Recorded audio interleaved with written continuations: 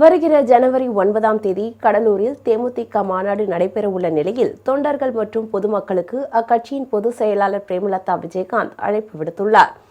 Captain அவர்களை வணங்கி தேசிய முற்போக்கு திராவிட கழகத்தின் சார்பாக அனைத்து மாவட்ட கழக செயலாளர்களுக்கும், ஒன்றியம், நகரம், பேரூர் கிளைக்கழக நிர்வாகிகளுக்கும், மகளிர் அணி சகோதரிகளுக்கும், சார்பு அணி நிர்வாகிகளுக்கும், தலைவர் அவர்களை தன் உயிர் மூச்சாய் கொண்டுள்ள அனைத்து தொண்டர்களுக்கும் என் பணிவான வணக்கங்களை நான் தெரிவித்துக் கொள்கிறேன்.